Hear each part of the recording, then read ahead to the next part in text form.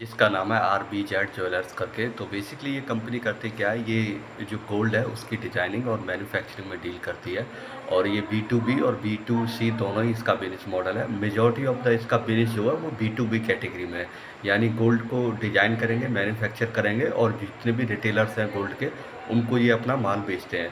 तो बेसिकली अगर आप इसकी जो अभी Q4 के रिजल्ट्स देखेंगे तो 59% की टॉप लाइन ग्रोथ रही है और 211% का शायद इसका नेट प्रॉफिट रहा है। 550 करोड़ का इसका मार्केट कैप है। प्राइस टू अर्निंग 14 का है। ये बहुत ही देखने वाली ये कंपनी जो है इस समय पे अंडर वैल्यूड है। 14 का प्राइस टू अर्निंग है। रिटर्न ऑन इक्विटी आपका जो 17 का है और ROCE इसका 20 का है। मामूली सा डेटा है कंपनी के पास थोड़ा सा, लेकिन फंडामेंटली इसमें कोई प्रॉब्लम नहीं है। तो अगर इसकी मैं आपको लेके चलूँ Q3 की कॉन कॉल में, तो मैनेजमेंट ने बोला था कि वो ईयर का, पूरे साल का लगभग मान के चलिए कि 500 करोड़ का उनका टारगेट है। तो वो इन्होंने अचीव किया है। ईयर ऑन ईयर बेसिस पे देखोगे तो 530 करोड़ किया है, यानी अपनी जो इन्होंने टारगेट रखा था उसको भी, गाइडेंस को भी बीट किया है। 530 करोड़ का टोटल इन्होंने रिवेन्यू किया है इस वाले फाइनेंशियल ईयर में। दूसरा, मैनेजमेंट ने ये बोला था कि Q4 में तो वो अच्छा करेंगे ही, इसके अलावा उनकी जो 2026 के लिए गाइडेंस थी Q3 की कॉन कॉल में, तो 2026 के लिए उनकी गाइडेंस थी कि वो लगभग मान के चलिए 700 से 750 के बीच में टोटल आपका रेवेन्यू रहेगा। तो अगर 750 बिजनेस वो करते हैं तो 40 से 41% की टॉप लाइन ग्रोथ आती है। तो वो काफ़ी बढ़िया है, बेटर है यहाँ से। तो अगर आप देखेंगे इसका मार्जिन्स भी सुधरे हैं पहले के कंपैरिजन में, क्योंकि पहले थोड़ा सा प्रॉब्लम थी इसके मार्जिन्स को लेके, लेकिन अभी के क्वार्टर में अगर आप देखेंगे तो वो पहले से काफ़ी बेटर हुए हैं।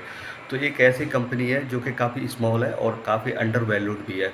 तो आप अपने रिस्क और एपेटाइट के बेसिस पे इसे देख सकते हैं। इसकी जो कॉन कॉल की अगर मैं बात करूं, तो आज मंडे को शाम 4 बजे से इसकी कॉन कॉल है, वो मैं एक बार अटैम्प्ट करता हूं। और अगर वो अटैम्प्ट करने के बाद ही आपको पता चलेगा कि 2026 में मैनेजमेंट क्या सोचता है और किस हिसाब से इसकी गाइडेंस रहने वाली है। और अगर इसके उसकी फंडामेंटल्स की बात करूं तो उसमें कुछ भी ऐसा है नहीं है कि फंडामेंटल्स में कुछ भी ख़राब हो।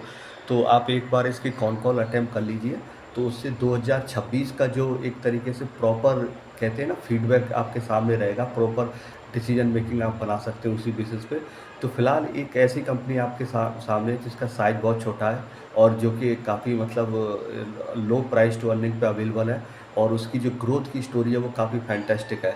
अगर Q3 की बात को मैनेजमेंट को मान के चलें, तो यहाँ से जो आपको ग्रोथ दिख रही है लगभग 40 से 41% की, वो भी फिनोमिनल रहेगी 2026 के लिए।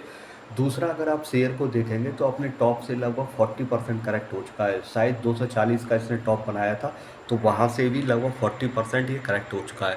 तो मेन पॉइंट यहाँ पे रहेगा Q4 की कॉन कॉल, जो आज शाम 4 बजे से है, तो मैं अटैम्प्ट करने वाला हूँ। उसके बेसिस पर ही मैं इसमें अपना डिसीजन बनाऊंगा। फिलहाल मुझे कंपनी काफ़ी अट्रैक्टिव दिख रही है। प्राइस टू अर्निंग और रिटर्न ऑन इक्विटी इसका दोनों ही बेटर है। काफ़ी लोअर साइड है, 14 की पीई पे हाई ग्रोथ वाली कंपनी आपको मिल रही है। कोई रिकमेंडेशन या एडवाइस नहीं है, आप अपने रिस्क और एपेटाइट के बेसिस पे डिसीजन लें। डिसीजन क्या, लेकिन जब कभी कभार कंपनी ऐसी दिखती है तो आपको खुद ही पता चल जाता है कि बाय करना है या होल्ड करना है या नहीं करना है। तो ये आपके ऊपर डिपेंड करता है, आपको इन्फ्लुएंस नहीं होना है किसी भी तरीके से। बट मुझे ये कंपनी अच्छी लगी, तो इसलिए मैंने रात को इसका वेट किया था और मैंने सोचा लाओ इस पर एक वीडियो बनाते हैं। तो thanks for listening. Subscribe my YouTube channel for more Q4 updates.